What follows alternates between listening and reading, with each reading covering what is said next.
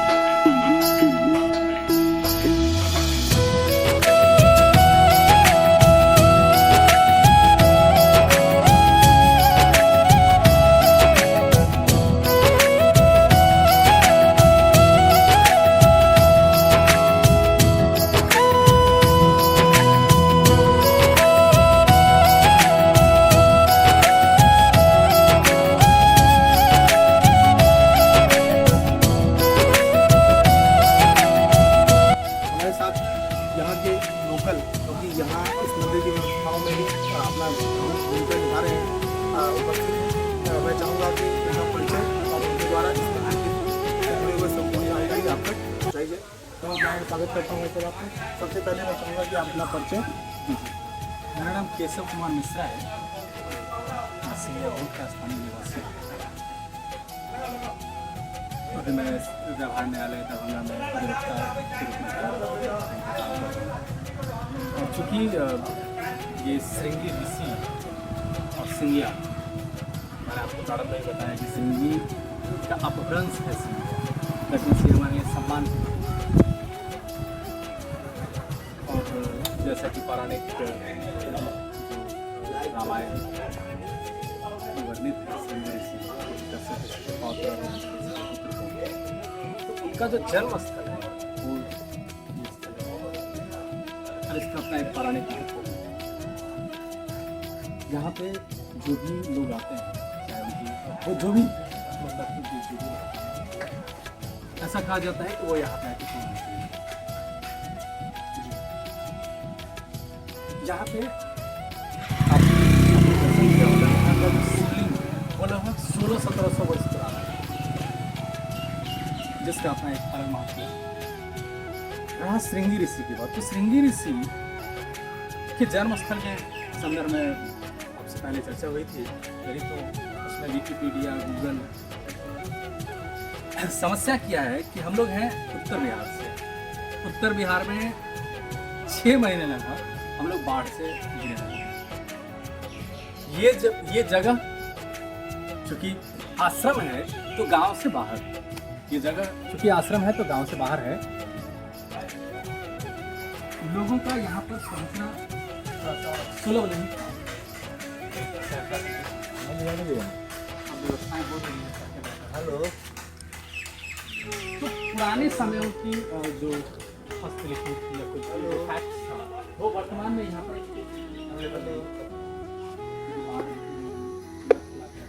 दूसरा कि यहाँ की जानकारी सोशल मीडिया वगैरह पे इसकी जानकारी इसलिए नहीं है क्योंकि पहले लोग अपने संदर्भ में सोचते हैं, तो सरकार ने, किसी भी सरकार ने यहाँ के लोगों के बेहतर रोजगार के विषय में चर्चा नहीं किया, बात नहीं किया। तो लोगों ने अपने लिए खुद ही मेहनत किया, तो उसमें ये जो पौराणिक है उसकी इम्पोर्टेंस बनी रही, लेकिन लोगों का ध्यान इसके तरफ नहीं उपेक्षित रहा, जिसके कारण अन्य जगह जहाँ उन्होंने तपस्या किया या तप किया, वहाँ रहे, वहाँ गए, वो लोग फैक्ट दे रहे हैं, वो लोग साक्ष्य दे रहे हैं कि हमारे पास ये है, और उन्होंने विकिपीडिया, सोशल मीडिया पर चौड़ ये बात फैलाई हुई है।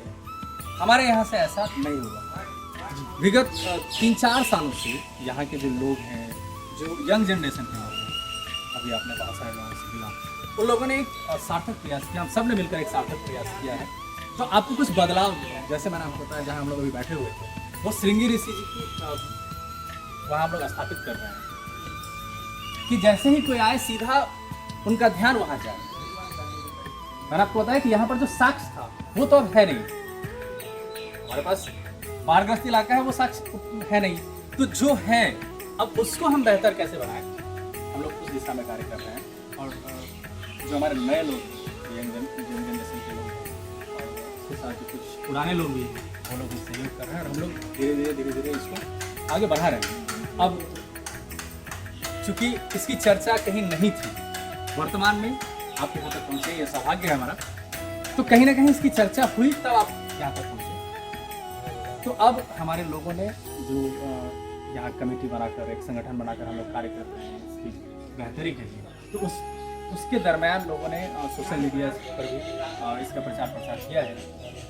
तो अब एक स्थान मिला है सोशल मीडिया पर भी। कभी हम लोगों ने ये नहीं सोचा था कि हमें किसी पौराणिक स्थल को सोशल मीडिया पर लाना होगा, क्योंकि पौराणिक स्थल का अपना एक महत्व है।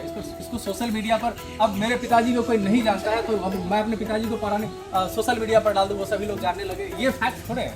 तो हम लोग, हमारे लिए तो वो, हमारे लिए ये तो समझिए सम्मान की बात है, प्रतिष्ठा की बात है। अब इनको सोशल मीडिया पर डालें तभी लोग इनको पहचाने, तो ये दुर्भाग्य है हमारे लिए। खैर, अभी समय ही, ट्रेंड ही वही चल रहा है, तो हम लोगों ने भी अपने आप को बदलना शुरू किया, हम लोग भी उस दिशा में कार्य कर रहे हैं। इसकी और महत्ता लोग फिर कभी किसी दिन बांटेंगे। निश्चित रूप से मिश्रा जी, जैसा कि आपने कहा, ये बहुत ही पुरानी जगह, देखते ही समझ में आता है कि एक बहुत प्राचीनतम जगह है। और निश्चित रूप से यहाँ पर जो महादेव विराजित हैं या स्थापित हैं, उनको दर्शन करके ही एक अनुभव होता है कि ये बहुत पुराने हैं। जैसा कि आपने बताया कि 1700-1800 वर्ष पुराना एक शिवलिंग है। मैं अभी अपने दर्शकों को भी महादेव का दर्शन और कराऊंगा। ये इसका फैक्ट है, मिथिला यूनिवर्सिटी के लोगों ने आके, जो पुरातत्व विभाग के, उन्होंने इसको जांचा है। ऐसे मैं नहीं बता रहा हूँ कि कुछ बोला, इसका फैक्ट है। आप सभी को बताऊं मैं कि ये जो जगह है, ये कश्यप ऋषि जी के जो पौत्र थे, उनका जन्म स्थल है, वो यही है। कहा जाता है श्रृंगी ऋषि के बारे में कि उनका जन्म एक हिरण से हुआ था, और वो एक ऐसे शख्स थे जिन्होंने युवावस्था में कोई संसर्ग नहीं रखा था, और जिसके कारण अंग देश जो यहाँ बगल में ही था, वहाँ पर जो एक अकाल पड़ा था, तो उस समय कहा गया था कि अगर श्रृंगी ऋषि अगर उस राज्य में जाते हैं तो निश्चित ही वहाँ बारिश हो सकती है। तो उनको लाने के लिए जो तमाम सारे प्रयास वहाँ के शासकों ने किया, और अंत में जाकर के उनको वहाँ पे लाया गया और वहाँ पर उनके जाने से बारिश हुआ। चोरी छिपे ले जाया गया है, और क्योंकि आपको- विवेकानंद ऋषि नहीं चाहते थे कि किसी स्त्री से इनका किसी से ये मिले। जी, ये स्त्रियों से उनका मोह टूट गया था। जैसा कि मिले। अभी एक नाम आपने सुना, श्री ऋषि जी के पिता का नाम था विभंडक ऋषि, और वो वही थे जिन्होंने अपनी एक इतनी महत्ता बना रखी थी ऋषि मुनियों के बीच में, जिसके कारण इंद्र स्वयं उनके युग तब से भयभीत हुआ करते थे। और उन्होंने कहा जाता है कि मेनका को भेजा था उनका ध्यान भंग करने के लिए, उनका तप भंग करने के लिए, और वो किसी प्रकार से उस इंद्र के जाल में आ गए थे। और बाद में उन्हें काफ़ी दुख का सामना करना पड़ा जब उनको मेनका छोड़ के चली गई। लेकिन जो श्रृंग ऋषि जो थे, विभंडक ऋषि के जो पुत्र थे, उनका जन्म हिरण से हुआ, और हिरण से होने के उपरांत वो इसी आश्रम में, इसी जगह पर उन्होंने अपना बाल्यकाल, युवा काल बिताया बिना किसी महिला के संपर्क में आए। जैसा कि विभंडक ऋषि ने रुष्ट होकर के महिलाओं का इस आश्रम में आना वर्जित कर रखा था। तदुपरांत विभंडक ऋषि के इन प्रयासों के बाद श्रृंग ऋषि जी को अंगराज ले जाया गया प्रथम बार। उनकी अनुपस्थिति में यहाँ से पश्चिम नदी है, उससे नाव से उनको यहाँ से ले जाया गया अंगदेश जी। और कुपित हो गए थे विभंडक ऋषि, वो वहाँ गए अंगदेश, लेकिन अंगदेश जो उनकी पुत्री थी शांता दशरथ जी की, उनसे उनकी शादी करा चुके थे। तो तब वो उनका जो क्रोध था विभंडक ऋषि का, अपने पुत्रवधू को देखकर वो शांत हो गया, फिर दोनों को विदा करा के गया।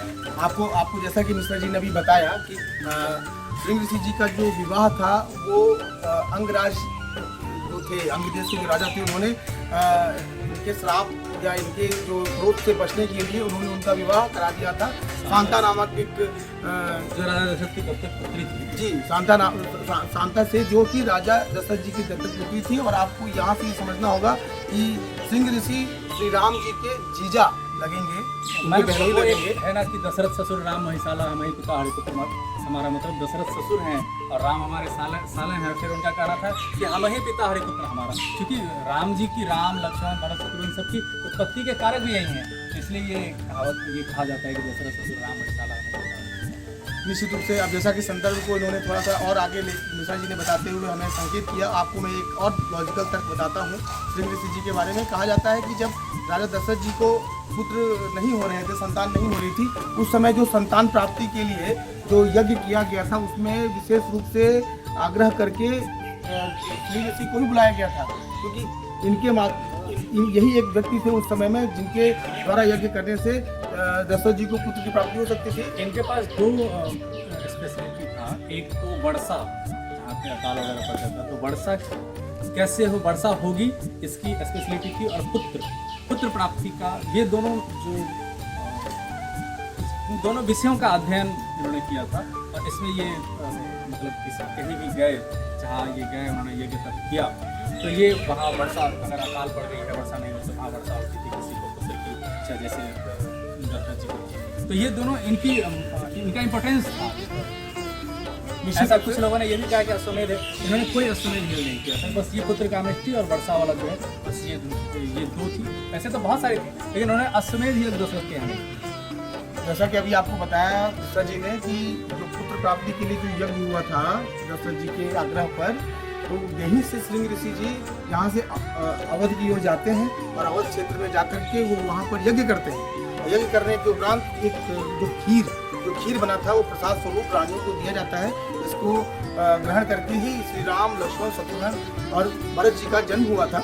और ये वही जगह थी जहाँ से श्रृंग ऋषि गए थे, ये वही जगह है जहाँ पर उनका जन्म हुआ था। और एक श्रृंगवेरपुर पड़ता है प्रयाग के आसपास, अगर आप सभी ने ध्यान दिया हो तो कहा जाता है कि शांता के संग जिनका जो विवाह हुआ था वो श्रृंगवेरपुर में ही हुआ था। तो इस तरह से श्रृंग ऋषि एक ऐसे व्यक्ति हैं जिनकी उत्पत्ति भले यहाँ हुई हो, जिनका जन्म भले यहाँ हुआ हो, लेकिन उनका कार्य पूरे भारतवर्ष अलग अलग जगहों पर उनके आश्रम हैं, अलग अलग जगहों पे उनके द्वारा किए गए बहुत सारे विशेष कार्यों का उल्लेख मिलेगा आपको।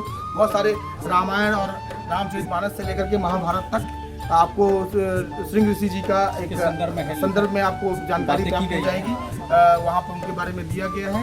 तो आज बहुत महत्वपूर्ण ये था कि आज हमारा यहाँ आने का उद्देश्य ये था कि ये एक ऐसी जगह जो कि आज सरकार से और समाज से दोनों तरह से उपेक्षित है, लेकिन एक इतना महत्वपूर्ण स्थान जहाँ पर श्रृंग ऋषि जैसे महान ऋषि का एक उद्भव हुआ, जन्म हुआ, और तदुपरांत भी ये जगह अगर उपेक्षित है तो कहीं ना कहीं ये सनातन धर्म और सनातनियों के लिए सोचने का एक विषय है। तो मुझे ऐसा लगता है कि इस संदर्भ में यहाँ के सरकार और लोकल प्रशासन को भी ध्यान देना चाहिए। जैसा कि ये ग्रामीण मिल करके यहाँ पर मंदिर का निर्माण, आप देख सकते हैं निर्माण कार्य में भी इन लोगों का सहयोग है। ये लोग स्वयं अपने स्तर पर ही मंदिर को खड़ा रखने और जीवित रखने का प्रयास कर रहे हैं। ऐसी स्थिति में सरकार और सरकारी तंत्र के द्वारा भी यहाँ पर बेहतर सुविधाएं और व्यवस्थाएं देने के लिए भी हम फार्मा लोग के मन से आग्रह करते हैं। और इस क्रम में जैसा कि अभी आपने इस जगह को देखा कि ये एक जगह स्वयं में जन्मस्थली है। तदुपरांत यहाँ पर कहा जाता है कि जब श्री राम जी, लक्ष्मण जी और अपने गुरु के साथ जनकपुर के लिए गए थे तो वहाँ पर विवाह के संदर्भ में जब बारात अयोध्या से चली थी तो उस दौरान जब दशरथ जी बारात के साथ जा रहे थे, पीछे से आ रहे थे, तो उन्होंने यहीं पर एक नदी है, क्या नाम है नदी वैसे? पहले तो कमला नदी था, लेकिन अब अधवारा समूह में धौंस नदी हो गया है। हाँ, अधवारा समूह का धौंस नदी, उस समय का नाम अलग था, इस समय का नाम अलग हो गया उस नदी का। तो अब उस नदी को पार करने के उपरांत कहा जाता है कि राजा दशरथ जी अपने पूरी बारात के साथ इसी आश्रम में उन्होंने विश्राम किया था और यहीं से विश्राम के उपरांत वो जनकपुर के लिए रवाना हुए थे। तो कहीं ना कहीं इतने सारे जो साक्ष्य मौजूद हैं, इतनी सारी जो किंवदंतियाँ हैं, उस आधार पर देखा जाए तो इस आश्रम का या इस जगह का उतना विकास नहीं है जिस स्तर पे इसको होना चाहिए था। तो कहीं ना कहीं मैं एक बार पुनः चाहूँगा कि आप सभी थोड़ा सा मंदिर के अंदर चल करके आप स्वयं देखें कि जो महादेव यहाँ विराजित हैं 1700-1800 वर्ष पूर्व से, आप उनके दर्शन मात्र से समझ सकते हैं कि कितना सिद्ध स्थल है और किस प्रकार उसको उस शिवलिंग को यहाँ पर ऋषि मुनियों ने स्थापित किया होगा, प्राण प्रतिष्ठित किया होगा। तो मैं चाहूँगा कि मिश्रा जी सर एक बार आप प्लीज दर्शन कराने के लिए आप ऋषि से आइए।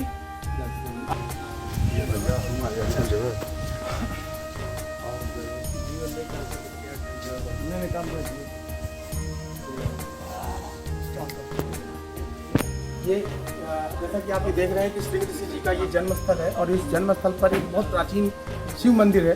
संभवतः इस शिव मंदिर में जो महादेव है उनकी स्थापना कश्यप ऋषि से लेकर के श्री ऋषि के मध्य हुआ होगा, इसकी जानकारी हमें नहीं है, लेकिन मैं निश्चित रूप से ये कह सकता हूँ कि जो यहाँ पे शिवलिंग स्थापित है वो देख करके आपको बहुत ही आनंद आएगा।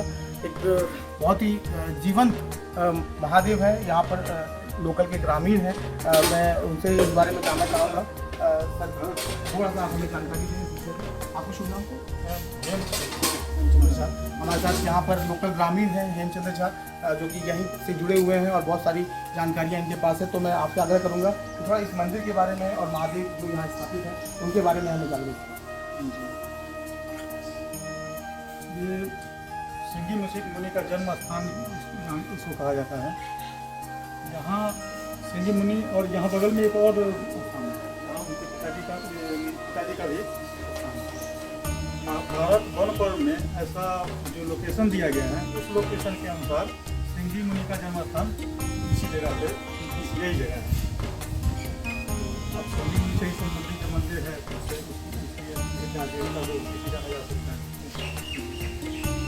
अभी ये जो महादेव की जो उनकी जीवंत प्रतिमा है, इसकी स्थापना और इस प्रतिमा के बारे में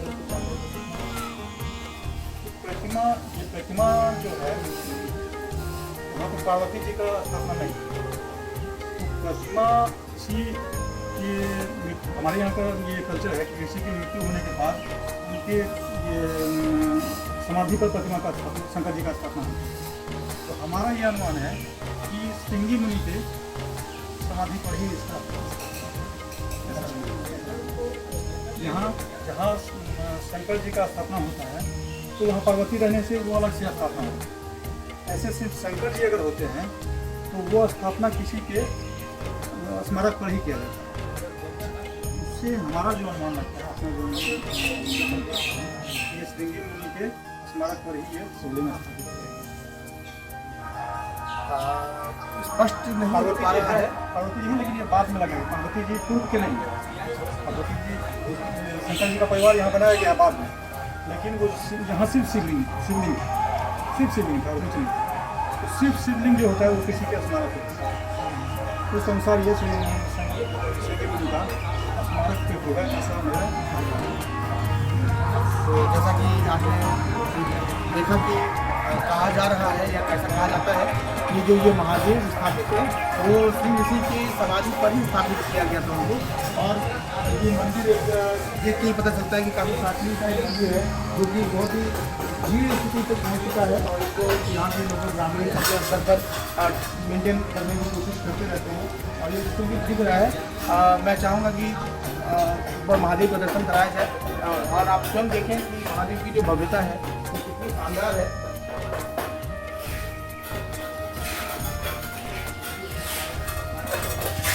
ये मंदिर का आप मंदिर को देख के अनुमान लगा सकते हैं कि यह मंदिर कितना पुराना हो सकता है और किस प्रकार ये क्षीण होता जा रहा है और किस प्रकार इसको रखरखाव की उत्तम रखरखाव की आवश्यकता है।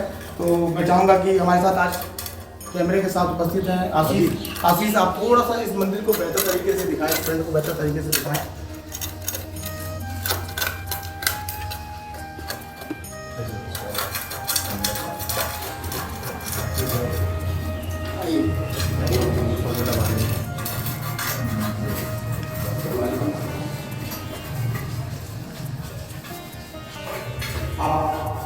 आप देखें ये जो मंदिर है वो अपने में बहुत शांति समेट करके, बहुत ही आध्यात्मिकता को समेट करके इस मंदिर का एक अपना एक अलग ही आनंद है।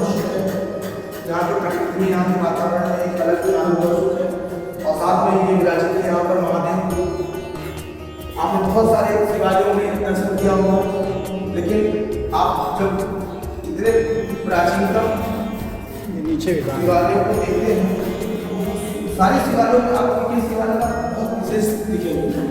तो आप इस शिवालय को ध्यान से देखने की कोशिश करें और समझें कि इस मंदिर का और इस शिवालय का कितना पौराणिक महत्व है।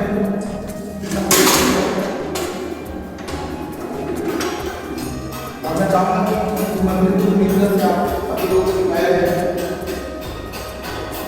और महादेव साक्षात यहाँ विराजित है। कहा जाता है कि जिनको पुत्र नहीं हो रहे होते वो पुत्र की मनोकामना लेकर के जब यहाँ आते हैं और महादेव को श्रद्धापूर्वक अपनी इच्छा कहते हैं तो निश्चित ही उनकी मनोकामना पूर्ण होती है।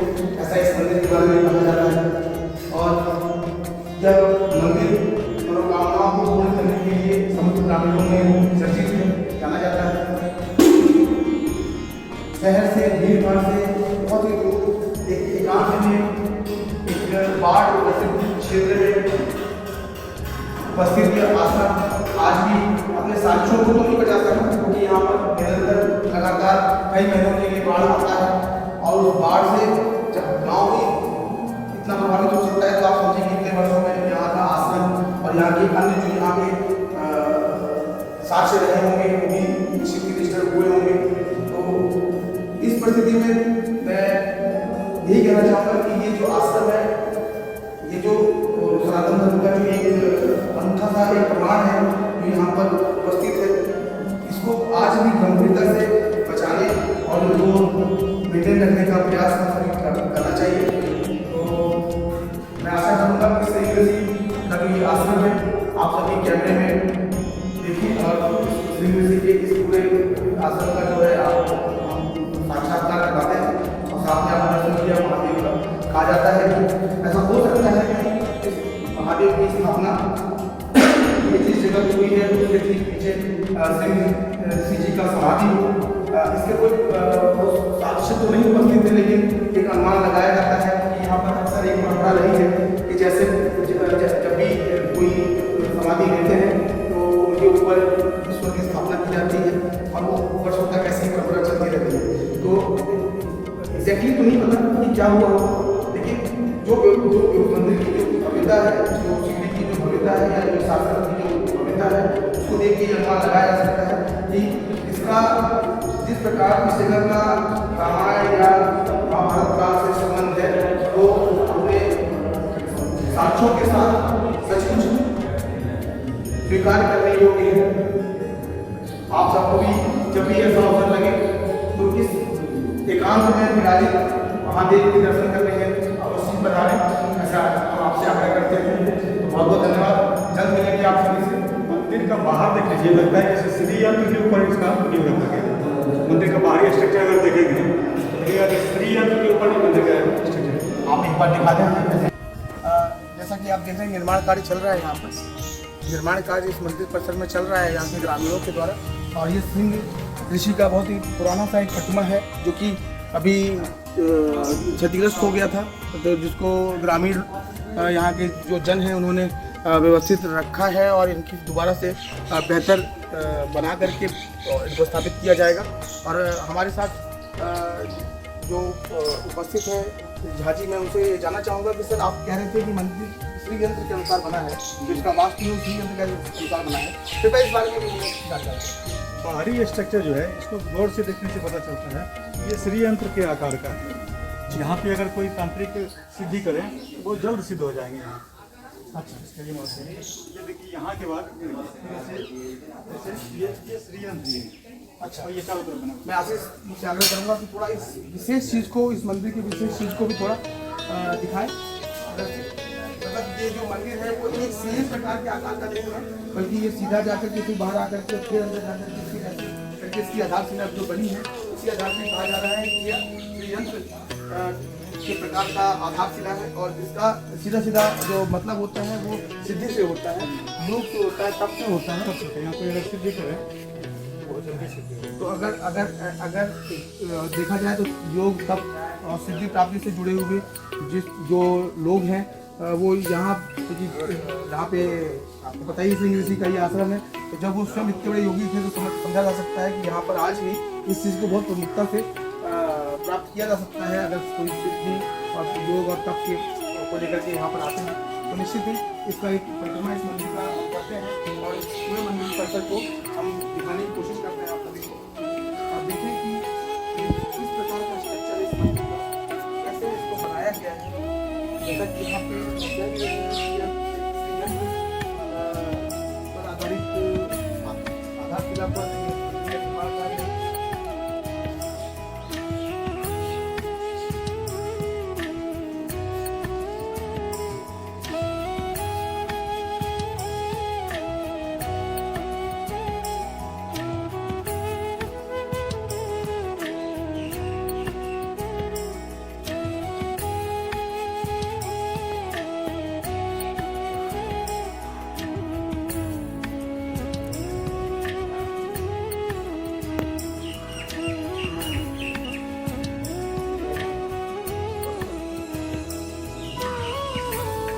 हिमालय के तट पर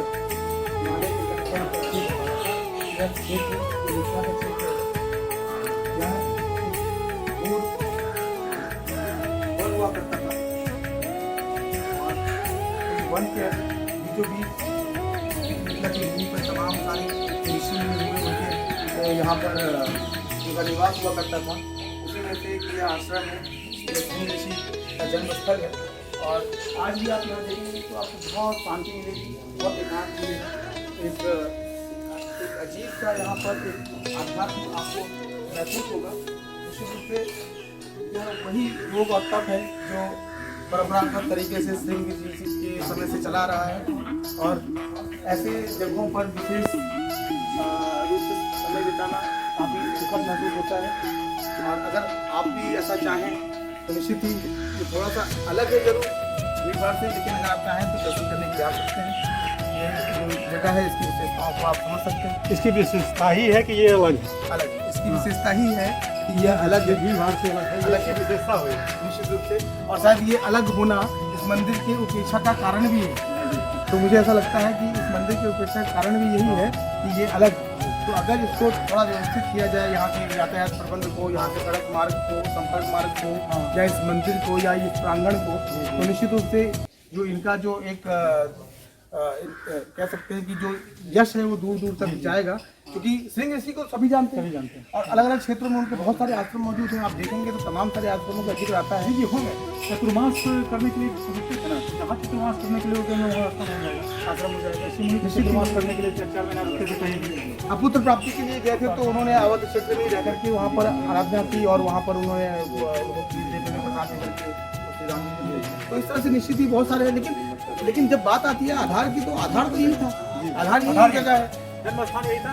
और ये भी कहा जाता है कि अंत में जो कौशल्या में वानप्रस्थ के लिए गई थी, तो यहीं पे आई थी। अंत समय में राम जी की माता, तीनों माता वानप्रस्थ के लिए गई थी, तो यहीं आई।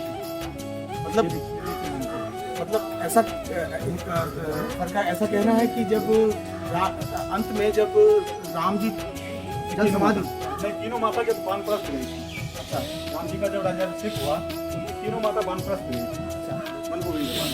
तो जब उनकी तीनों माता वन को गई थी, तो वो वन यही था जहाँ पर वो अवध से आकर के यहाँ पे उन्होंने निवास किया था। सिंगी मुनि के आश्रम में ही गई थी। हाँ, यही वो आश्रम है जहाँ पर रामचंद्र जी के तीनों माताएं यहाँ पे आकर उन्होंने अपने आप को एकांतवास किया था। तो ये इस प्रकार से आप देखें, मैं आशीष थोड़ा सा पूरे क्षेत्र को, ये एक तालाब है सर, ये भी काफी पुराना था, इसका भी इसलिए हो रहा है, इसके बारे में बताएंगे। इस तालाब का एक क्या है सर, इसका भी थोड़ा और इसके अंदर में तो बहुत चीज़ें खुदाई करने को पता चलेगा। यहाँ भी ऐसे कभी बाहर में अगर खोदते हैं, बाहर में जो कुछ मिलता है, वो क्या बोलते हैं हम लोग, खबटा बोलते हैं, मिट्टी का बर्तन जो मिलता है, वो अभी तक जो मिला है वो 2000 वर्ष पुरानी है। अगर उसकी खुदाई किया जाए तो हम लोग उसको निकाल सकते हैं। अच्छा, अगर खुदाई करके पूरा निकाला जाए तो सही समय क्या कुछ ऐसा हुआ है यहाँ पर? हाँ, यहाँ पर ले गए हैं उठा करके, तो इनका कहना है कि 2000 साल से पीछे तो चले गए, जो ऊपरी सतह में जो मिला है। और अगर हम नीचे जाएंगे तो ये मंदिर इसी सतह पर है लगातार, या यहाँ की सतह में भी कुछ ऊपर नहीं, यहाँ पे मंदिर इसी सतह है। और हम तो चाहेंगे कि ये फिर से आश्रम के रूप में ही स्थापित हो, और यहाँ मतलब सेवा और शिक्षा का केंद्र बने। हमारा जो वैदिक शिक्षा है उसका और सेवा का ये आसान केंद्र बने, इसके लिए हम लोग प्रयास करते हैं। ठीक है, ये बहुत ही अच्छी बात आपने बताई सर कि जिस प्रकार से वैदिक शिक्षा का जिक्र आपने किया, ये अपने में एक बहुत ही विशेष बात हुआ करती थी गुरु शिष्य परंपरा के अंतर्गत। और आज गुरुकुल का एक समय हुआ करता था, लेकिन उस गुरुकुल के परंपरा के एक बहुत बात जो आज स्थिति है, उसको जीवित करने की एक बहुत विशेष आवश्यकता है। और यहाँ के जो लोकल ग्रामीण हैं, उनका ये भी कहना है कि इसको वैदिक शिक्षा का केंद्र बनाया जाए, इसको आध्यात्म का केंद्र बनाया जाए, इसको योग का केंद्र बनाया जाए, सेवा का केंद्र बनाया जाए। निश्चित ही ये एक बहुत ही अच्छी एक यहाँ के लोकल ग्रामीणों की एक इच्छा है। तो इस पर विशेष ध्यान, ऐसा आशा करूँगा कि इसके ऊपर निकट भविष्य में जरूर काम किया जाएगा। मैं बहुत बहुत धन्यवाद करता हूँ सर आपका, और मैं आशा करूँगा कि आप लोगों का जो मेहनत है इस मंदिर को खड़ा रखने में वो सार्थक होगा। मैं तो वानप्रस्थी को खोज रहा हूँ, कुछ लोग जो माया से हट जाए, यहाँ आए, तप करें और इसको फिर से आश्रम बना दें। उसके बाद यहाँ फिर शिक्षा का दौर चलाएं, फिर वो मजबूत हो जाते, फिर सेवा, मंदिर तो सेवा और शिक्षा का केंद्र है।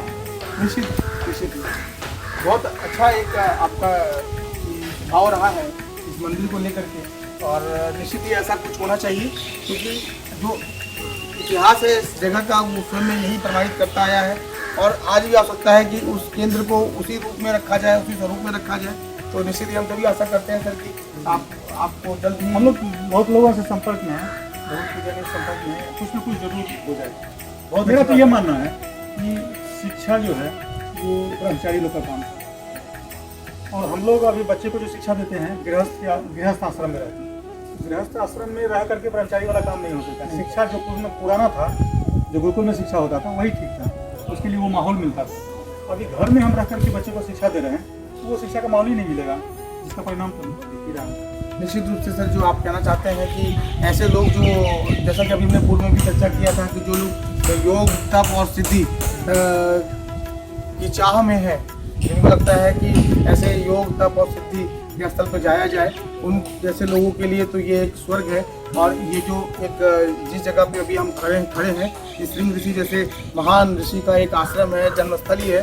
तो और यहाँ पर जो मंदिर दिख रहा है, स्वयं आप देख सकते हैं कि जो इसका वास्तु है वो स्वयं में एक सिद्धि प्राप्ति करने का एक बहुत ही महान आधार है। तो अगर ऐसे लोग हैं, वो चाहते हैं कि यहाँ आना चाहें, तो वो भी आ सकते हैं। मैं जल्द ही आप लोगों को मिलूँगा अपने दूसरे अंक में मिथिला दर्शन के क्रम में।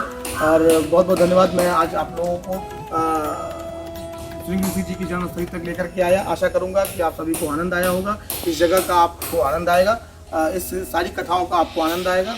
निश्चित रूप से बहुत बहुत धन्यवाद आप सभी का। जय श्री राम।